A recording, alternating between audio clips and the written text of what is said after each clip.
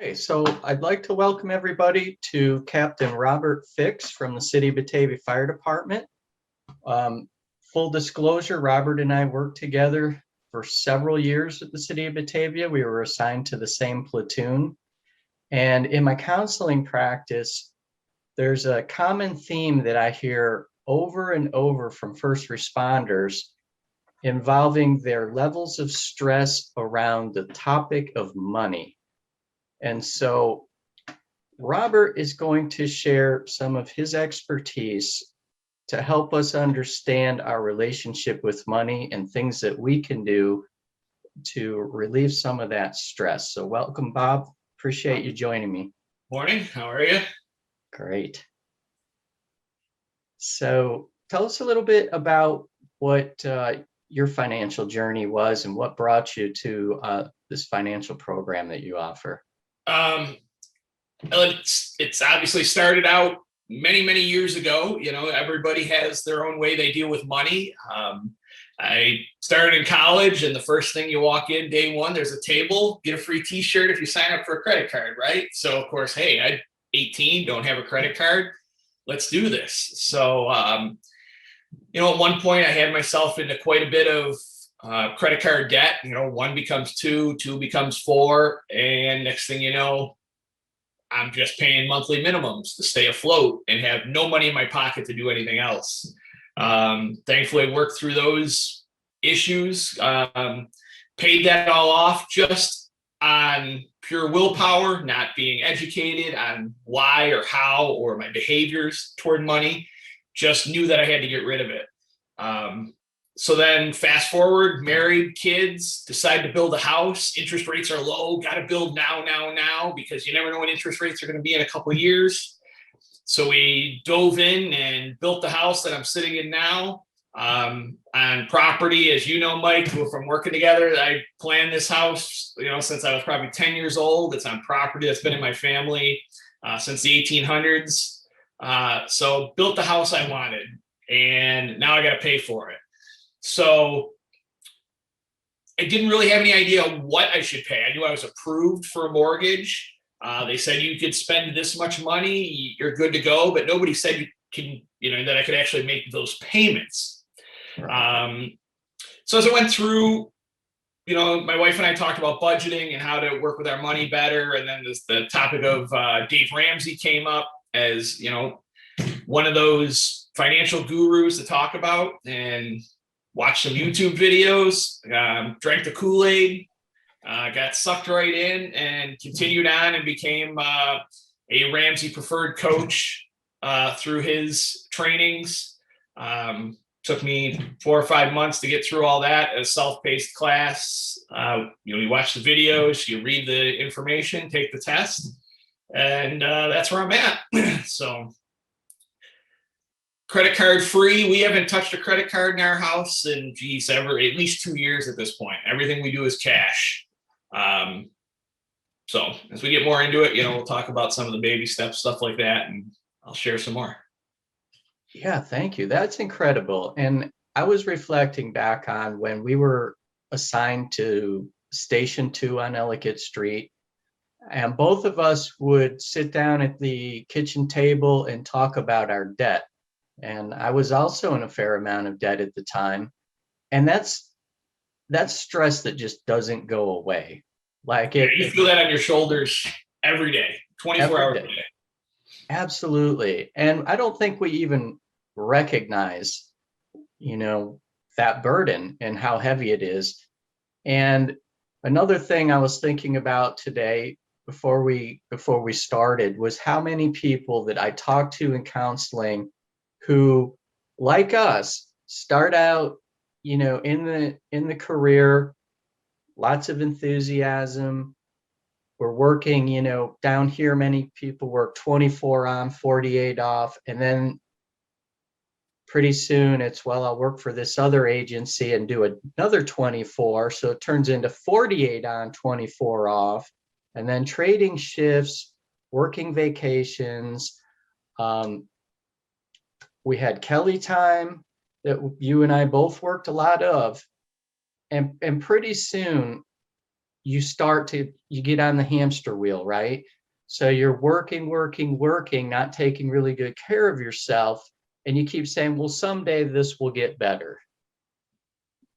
That someday just never comes until we change our behaviors. This thing can go on for years. It can destroy your health, your relationships, everything. Everything's kind of in a vacuum. We will fill up the space given to us.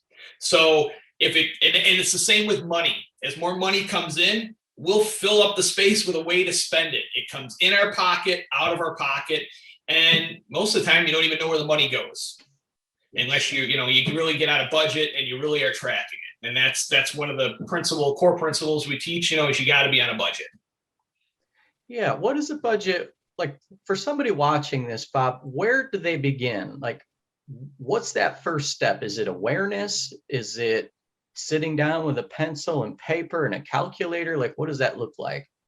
Well, what we teach is, forward budgeting. Sit down before the beginning of the month, plan out how much money's coming in.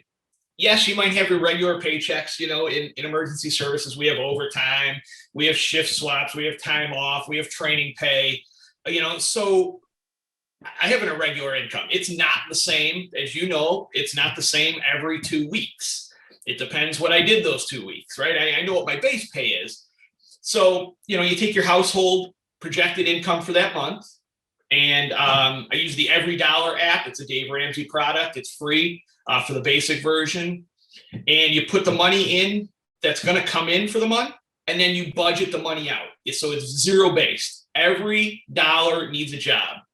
And when you tell your money where to go, it almost feels like you got a raise, because now you're telling your money what to do. So if you want to spend $100 or $200 eating out for the month, it's budgeted, it's there. You don't have the stress of showing up to the restaurant going, man, how am I going to pay for this? I'll just throw it on the card and we'll get it. We'll worry about it at the end of the month. You pull the cash out of your wallet or you use a debit card, and it's freeing just to be able to pay even for a dinner in cash. Okay, so that's kind of the opposite of how we're conditioned, isn't it? Right. So a good analogy is your car, right? We have this gigantic windshield in front of us and this tiny rearview mirror, right? The rearview mirror is tiny for a reason. We need to see where we're going, not where we've been. So if you've never budgeted before, I don't really care that you spent $500 in restaurants last month. This month going forward, we're going to be intentional with our money, and we're going to, give every dollar a job going forward. It's nice to have that historical look, but the rearview mirror is small for a reason. That's where we've been, not where we're going. Oh, I like that analogy. Yeah. And so when you're planning ahead and giving every dollar a job, what do you say to people who, like us several years ago, you feel like you're not even sure you're going to make next month's bills? You're feeling that pressure. Like, how do you step out of that to be able to figure out those first steps? And that is difficult for somebody who's maybe in a really tight situation.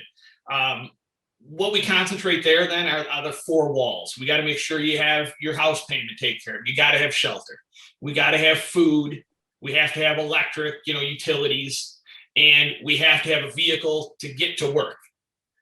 We got to focus on those. Sometimes you get some people that are so far in debt that they're not even able to make minimum payments. And we have to really go through and prioritize what we're paying this month. And, honesty is always the best policy. So if it's a credit card, you can't make the minimum and you can only pay half, be proactive, call them and say, hey, I'm in a really tight spot. Some credit card companies are, especially now during, our COVID and post-COVID area, have programs where they'll give you a break on your interest rate for 6 months, or they've all got various programs. Some are easier to work with than others. Some just don't care. You're morally obligated to pay it back. You've borrowed it. You signed in the dotted line. But it might just be we can't do this right now, period. Right. And we'll pay you when we can. And I'm sorry, but that's what we concentrate on. The four walls is what we call them, to make sure you can keep income coming in. Yeah, and I feel like that has a another message within it, maybe about our sense of pride. Like you're saying, best thing, honesty. Just admit that you're in a tight spot. Don't be too prideful to pick up that phone and say, hey, look, this is a situation. I'm going to pay you what I can, and work with them, because when you don't work with them and you don't let them know, the consequences can pretty severe, and they can last a long time in the form of a bad hit on your credit report, and that can put you in an even worse situation further down the road, right? Yeah, and as you work through the program, you'd find out, and through the coaching, a credit score is a debt score. If you don't use debt, you don't have a credit score, right? Because they always tell you when you get into college, oh, you don't have a credit score, so we can't loan you money for this car. We can't do this. Well, all it's saying, a credit score, is how well you pay and use debt. There's plenty of mortgage companies out there that still do manual underwriting. So you can, if you have zero, an undeterminable credit score, they can still go through and get you a mortgage. Is it going to be more difficult? 100%. It's going to be a lot more work on you if you don't have a credit score. But we teach you don't need it. Cars, you want to pay cash for cars. Am I there yet? No. My own debt journey. I just paid off my wife's car in January, about 6-7 months early. We're working on, my truck now, and we're working to the point where we can be cash for vehicles, and that's through budgeting. So we're working there. My own debt journey, I have the normal debt. I have the car payments. I have the mortgage, but we've stopped using credit cards, so I don't have to worry about those chasing me at the end of the month. Yeah. So it makes it easier. And we use the debt snowball, which we can get into if you'd like also, as we go through this. Yeah. I thought that, kind of like firefighting, we're starting with the hand that's dealt to us, and this is like, okay, we're not even sure what we're dealing with yet. We just know that we're in super debt and things need to change. So from that point moving forward, like you said, through the windshield perspective, yeah, if we could move through some of those little successes that you shared with me earlier, that you build on, and what that looks like, and how you get from super stressed to feeling like you finally have a sense of control over this thing. Yeah, and that really begins with that zero-based budget. Know what money's coming in and send it out in priority order. So that's our 4 walls, and then we pay what we can. Ideally, we want to try and make minimums on everything. And the idea is then we work through what's called the debt snowball. Personal finance is 80% head and only 20% math. If it was just math, we could all do it. We'd all be fine, right? So it's a mind shift. We got to work through this differently. A lot of people think, well, let's pay my highest interest rate credit card down first. Well, your highest interest rate credit card is probably going to be the hardest one to pay off because it's accruing so much interest every month. So we teach the debt snowball, which is you take all your debts that are not your mortgage, and there's some other little caveats to that, but not your mortgage, and you list them smallest to largest. So for instance, if we have a credit card for $1,000, then we have 5 student loans, one of $500, $1,000, $1,500, $10,000, and then a car loan at $20. We would just put those all in order. And once we get to the point of being able to make our minimum payments on everything, we run our debt snowball. So we pay minimums on all those debts. On the littlest one, we throw every extra dollar we can on it to pay it off. Because once we pay that off, we're going to take the money we've been putting on that, what we've saved in our budget. Like we looked at our cable bill and said, wow, if I just decrease my internet speed by half, I could save $30 a month or $20 a month. Now I can throw that on that first debt. Once we pay that off, we take the minimum payment from that one and any extra money we find, and we apply it with the minimum payment on the second one. And now our snowball's gotten bigger. Right. And we got to win. So in our heads, we are excited. We saw that we could do this. And now the next one pays off faster because, say the minimum payment on the first one was $20 and we've been paying 40. Now we take that 40 and add it to the 60 that was the minimum payment on the second one. We're putting 100 on it. Yes. We pay that one off. Now we have 160 we're putting on the third debt a month, plus that's minimum payment. So by the time you get to that real big one, which might be 10 grand, you might be throwing $400, $500, $600 a month at it. And look, it's gone in 10 months. So we want those little wins every couple months as we snowball this through. And, there are odd cases, but most of the time, everybody pays off a debt in 6 to 8 months. So every 6 to 8 months, you get that, dopamine hit of, wow, I did it. Let's work harder on the next one and work harder on the next one. And then the debt just melts off, and the snowball gets bigger. And then when we're done, that's, I'll run back here with the baby steps in a minute. But when we're done with that, then we just take that money a month and just spend a couple more months building our emergency fund of 3 to 6 months of expenses. And now if the car breaks down, look it, I need a new motor for $1,500. I just go to my emergency fund and pay cash for a motor. Yeah. Fix the car or junk it and go buy another car for $1,500 or $2,000. You know what I mean? And I pay cash. Right. And now I just go back and fill up my emergency fund again. So it really is a series of small wins. And I mentioned the baby steps, which is a Ramsey philosophy. Baby step 1, you want to get $1,000 in a savings account. It's an emergency fund. Not going to handle a big emergency, but I believe the statistics, I don't have it in front of me, but well over half of America couldn't handle a $400 cash emergency today without using a credit card. That's a sobering statistic right there, and I'm sure it's accurate. And I'm being conservative. I believe it's closer to 80% can't handle a $400 emergency that they could pay in cash today. So it's for sure 50. So we want to build up that $1,000 in baby step 1. And then if you have more than that in non-retirement accounts, we're going to spend every dollar we have above that 1,000 on that first debt. Routinely, you get people that might have 3, 4, 5, 10 grand in savings. That's their safety net, but they have, 30,000 in debt. Well, wow. We get down to that $1,000 emergency fund, which is meant to be scary, to only have $1,000 to your name of non-retirement funds. That's to help give you a quick kick in the butt to be intense to pay off these other debts. And then we just move up from there, pay off our debts in baby step 2. Baby step 3 is now you take that $1,000 and we add to it to make a 3 to 6 month emergency fund. And then we can continue on through the baby steps from there. There's 7 of them total. Okay, so it's a lot to digest in a little time there. It is. I wanted to circle back to something you said earlier, Bob, about not paying off the highest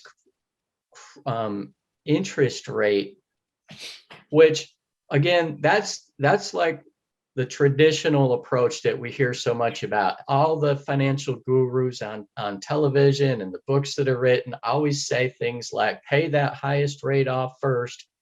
And in my own personal life, that's never worked because psychologically, I guess, a lot of them take so long. Like when you are slinging it out, working all kinds of overtime, and you're not seeing, results, that snowball you mentioned isn't gathering any steam, right? It's hard. You feel the pressure. You start to question why you're doing what you're doing, what's wrong. And to flip that script and to just get one of those things, regardless of the interest rate, get that smallest one off your plate, feels amazing. You're seeing progress. And so I really appreciate this approach because it's feels different. It's empowering. And the more empowering you feel, the less stress you're going to feel. Makes it easier to get out of bed and go to work and do what we have to do without feeling like we're on the hamster wheel. It's kind of like working out. You don't see results overnight. So, I mean, you're not going to get that six pack, in a month. But if we can do small wins, like, okay, what is my goal? My goal for this week is to do 10 push-ups or 4 push-ups. If we set smaller goals that are obtainable in shorter periods of time, we get more excited, and then we can build on those goals. Because you're right. If it's going to take you 18 months on a high interest credit card to get it paid off, we're not going to do it. And we're going to fail. We're going to, heck with it.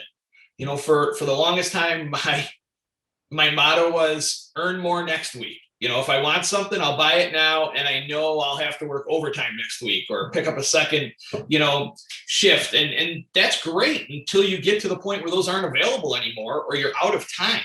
You can only out earn your own quote unquote stupidity for so long. And, as I've climbed the ranks, obviously the overtime shrinks a bit. So at some point you're maxed out. And that's that vacuum we talked about. Like all of a sudden, I have no more discretionary cash, but now I've got all these payments. I'm now stuck. I am glued to this spot until I take care of this mess. It's a terrible spot to be in, isn't it? I mean, just not using credit cards, is a great first step. If somebody can get themselves on their budget, to that point, you have to make that decision that I'm not going to borrow money going forward. And Right. That's empowering right there. Just to know that whatever you needed that month was in cash. Maybe you couldn't do something you wanted to. You could only go out to eat once or none. We advocate that you don't see the inside of a restaurant, as Dave Ramsey says, unless you're working at it while you're getting out of debt. I like that. So that's how that's another good way to look at it. That's going to be one of my takeaways, what you just said. Restaurants, they're a hole in the wallet. I mean, we all do it, especially in our line of work. How many times do you just eat on the fly out of necessity, right? Right. When you're only throwing down $10 at a time getting fast food, it's easy to trick yourself into just dismissing it without a second thought. But by the end of the week, by the end of the month, that is a lot of money. Right. It really is. And so I think, using your words earlier, we have to be more intentional about our money and really pre-plan what that next month is going to look like before it gets here, so that we're not just doing all this impulse buying, especially around food. Right now in our unit in Athens, my partner and I are meal prepping. We've had this, revelation where, holy shit, we are just spending so much money in restaurants. And in a place like Athens, it's foodie heaven. The temptation is always there. And to have, not every night, we meal prep 4 out of the 5 days, but we're budgeting that Friday of every week, we're going to go hit one of the restaurants in town in between calls. And just doing that, especially when you're on the same page, doing that feels really, really good, because now you've got some leftover money. You put it towards other things like the debt. And you just saved 50% at least, because obviously you got to buy the groceries to do the meal prepping. If you didn't eat it all those days, you saved 80%. So you figure you have a 50% savings in your food budget just that week. Yes. When you're planning out that week. Obviously, the more intense you are, the faster you can get out of the debt. If you will say, you know what, I'm not doing it any days, I'm going to do it once a month, we're going to go out to eat. That's where you get that extra money from in the budget to throw on that first debt to get that snowball rolling. Yes, it's something immediate that we have control over right now. Doesn't take a lot of effort, really. It's actually kind of fun once you get into it and you feel like you're saving money and also eating a lot healthier. It does. If you feel different, you feel a shift. And Also, I just want to throw this out there. It's a little bit off topic, but one of the places or the communities that we serve are the homeless. And actually, we prefer not to call them homeless. We call them unhoused. They're unhoused people. There's many of them in Athens. And the unhoused community, one of the most beautiful things about them is that they're very close knit. They don't have a lot of material possessions, but what they have, they tend to share. They tend to really look out for each other. And it gives me perspective because then, you come home to your warm, dry four walls, right? Every night. Now, when I think about, oh, I'd like this car, or I would like fill in the blank, it's just changed the way I look at things. Like, do you really need that? No. Most of the time, the answer is no. You're right. You go down the road and you see all these cars. Rarely are any of them paid off. The average car payment in America is well over $400 a month at this point for the average. Now, obviously, some people lower, some people higher, but $400 a month. If you were to put $400 a month away for your entire working life, so over 40 years, you'd be a multimillionaire. Oh my gosh. We're missing, and we're missing the boat in schools when it comes to this. I mean, if an 18-year-old kid starts out with $100 or $200 a month from a job, investing it well, multi-million dollars. That's by incredible. the time they're 65. I wish I would have found this stuff when I started at the city of Batavia. I'm going to have at least a 20-year career there. If I would have put away a decent chunk of money from day one, it is possible to retire from fire, police, EMS as Dave Ramsey puts it, an everyday millionaire, somebody who didn't inherit it, that didn't, buy a big company, or their father or parents owned a big company. That's putting it away, investing it yourself, and just paying yourself first. That ends up being baby step 4, 15% of your income into retirement. So you're going to live on 85% of your money, so that when you retire, you don't have to work again. Yeah. And Bob, what do you say to somebody that's about to get a promotion, a raise, a cost of living? I've heard that sometimes if you can set that aside, that can also, in other words, consider that it never happened, set it aside, continue living off of what you're making now. Is that sound? I mean, everybody does something a little different. If you get to the point where you're debt free and you just do the 15%, you can enjoy that raise. You're going to put 15% of it, obviously, is going to go with the retirement because you've raised your income that level. But you can enjoy some of that. You don't have to work at the same pay, going forward and save all that all the time. So you can get that feel good of a raise while also increasing your retirement. I see. So you can do both, and it depends on the person. Some people have more willpower and self-discipline than others. But if you stick to that 15% after you're done with baby steps 1 through 3, you're going to do well. Okay. And you said there's a total of 7 steps, correct? Yes. And I don't know if you want to touch on the rest of the steps to give our viewers a little more insight. And then at the end of the video, I'm going to share a link to you so that people watching can reach out to you. Bob has a business. He's a financial coach. I want to make sure everybody has that information so that they can work one-on-one with you moving ahead and hopefully get out of some debt. Yeah, so I'll run through the baby steps, and then we can look at what financial coaching looks like, and we'll go from there. But we've already covered baby step 1, at $1,000 emergency fund. Baby step 2 is we're going to pay off all of our debt except for our home. Baby step 3 is 3 to 6 months of emergency fund, depending on what kind of job you're in. If you work for a government agency and your job's really stable, 3 months is probably fine.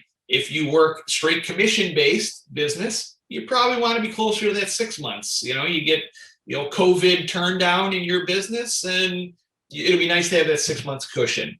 So that's baby step 3. If you're looking to buy a house, we have what's called baby step 3B, where you work on getting your down payment down quick. And then you go to baby step 4, which is 15% of your income into retirement. And then what we do is that number 4, 5, and 6, we kind of do together. And that's where we become less intense and more intentional on where we're going to put money. So 4 is that retirement. 5 is kids' college. We fund some money to help our kids in a 529. Baby step 6 is any other money goes on to the house to pay the mortgage down as soon as possible. And then once we've paid off the house, we get to baby step 7, which basically means all your money a month is for you. Imagine your paycheck minus taxes going to nothing but whatever you want to spend it on. And obviously we have our utilities and food and stuff like that, but you want a new car? Save up 6 months or a year and put that money aside. Go buy a new car cash, or a newer car. New cars lose a ton of value right off the lot. So buy a 1-year-old car and let somebody else pay for that other year. So, and then baby step 7 is you take any extra money and you can invest more money for retirement. You should give and donate some of that money, help somebody else along, and enjoy it. Take that trip you've always wanted to go on. Ever so often, I listen to Dave's podcast on a regular basis. There's people calling going, I've saved for all these years and I've got $1 million in the bank and my kids have a mortgage for $100,000. Should I pay it off as a gift? And so now these people that have put the work in all these years are truly changing their family's legacy, because now they can reach over and maybe pay off their kids' mortgage. And that sets them up to win even sooner, which sets up the next generation to win. So whoever makes the mind shift, you can truly, again, another Ramsey saying is change your family tree. All on how you do it, and all how, most of us would say, if we would have known about this before we graduated high school, right? And if we were smart enough to listen to somebody to tell us that, because we all know straight out of school, we're not listening to anybody because we're the smartest people on earth, right? Right. So those are the baby steps, 1 through 7. Okay. Well, and as I said before, full disclosure, I still have a car payment. So that puts me down to baby step 2. But, I paid my wife's car off 6 months early. We're moving through these steps as quick as we can. And, it's fun doing, getting the budget down. It takes anywhere from 30 to 90 days of tinkering to get that going forward. So about 3 months. That's probably the hardest part, is not getting discouraged in those first 3 months. And you're going to have to set time down to actually work on the budget and figure it out. You call your cable company, paying $100 a month or whatever it is. Hey, what can I get for cheaper? I've been with you for 5 years. There's always a lower package. Right. And those $5 to $10 savings add up real quick. Yeah. I've also learned that being a little bit creative can go a long way with the things that we spend money on, right? And having the smallest habit can have the biggest impact later on. And finding a grocery store that has, better deals, finding a mechanic that will work on your car that you trust, that is, more affordable than going to the dealership. And I like what you said earlier about buying a car that's not brand new. I've never really, for me personally, been able to go to a dealership, buy a brand new car, and like you said, the minute you drive it off the lot, you've just lost thousands of dollars. It just doesn't make sense to me when you can buy something 1 or 2 years old, someone else has taken that hit, or maybe it's a lease return. And now you're buying something that's it's closer to the true value of that car. You know, we see a lot of people that roll negative equity. You know, they get one car and then they trade that one in, but still have payments. The next thing you know, they're coming for financial help because they're in debt. And we talk about, well, you've got this nice new car out there. Let's sell that, cut off that payment a month. But then you find out they owe 20 grand on a $10,000 car because they kept rolling negative equity from car to car to car to car. And now they're paying this massive payment on a car that is, you know, worth only say $10,000. So now they got to work through, not only do they either have to sell the car and come up with a way to finance, one of the only times you should finance anything else because you got rid of half the debt. How are you going to finance that other 10,000? You know, in a personal loan. So we can drop $10,000 worth of debt and maybe go buy a $2,000 car just to get us from point A to point B for a while. Yeah. Yeah. And although we are not that intentional, my wife and I do pay extra on like the mortgage every month. And it just depends because like you said earlier, income fluctuates from month to month in this line of work. If we have extra, that's where it goes. We're really blessed. We don't have any car payments at the moment. But we do have the added expense of our kiddos heading into college. And so I'm feeling that kind of pressure. And I think because of that, I'm avoiding those big purchases like cars. Hell, my car is 20 years old, but it still runs great. I love it. It gets the no job salt done. down there. Might be a pile of recyclable metal in 20 years. It's really empowering though to not feel that constant pressure. It is literally constant pressure. Everybody watching this, I'm sure, has felt it if they're not feeling it right now. And so I'm so glad that you're bringing this message because it's I can't underscore it enough. The vast majority of people that I see in counseling have some form of financial stress that's going on in the background. Might not be the reason that they came in for counseling, but it's a huge factor in whatever that is. If it's depression, if it's anxiety, there's usually an element of financial stress that's running through that. Yeah, it's definitely, you know, money is not everything, but unfortunately it takes money to do everything. Yeah. You know, we got to have a roof over our head, takes money. We got to eat, takes money. You know, very few people can live out in the woods off the land and that be it. So we all make different ranges of money and depends on where you live in the country. You know, one of the big things is housing. 25% of your take home is roughly the budget number for where you should be aiming at housing. Mortgages, if somebody out there is looking to buy a house, you should be looking at a 15-year loan on 25% of your take home pay. So that's just a general way to look at it. And that's some of the things that we get into with financial coaching. Financial coaching is not a one and done. I teach you how to budget. Anybody can go YouTube Dave Ramsey and probably do most of this on themselves. Where the financial coaching comes in is the changing your mindset, helping you work through, well, I don't have any money. Well, you do. You're paying the cable company $240 a month. But what channels do you really watch? Oh, hey, look, 8 of the 10 channels you watch are on Discovery Plus for $6 a month to stream. You know, so that's where coaching comes in. Then we talk about, you know, how to buy your first house, you know, the down payments and what you should be looking for a mortgage size. That's not going to put one hand tied behind your back trying to save for retirement and get through those baby steps. Life insurance. You know, one big one there is people buy life insurance and say, I have with my house, you know, $200,000 in debt. If I get $250,000 in life insurance, my spouse will be good to go if something happens. Not necessarily the case, because now they got to pick up the taxes, they got to pick up the maintenance of the house, and maybe it was a stay-at-home mom, you know, is left not going to be able to handle that, even though all the debt's paid.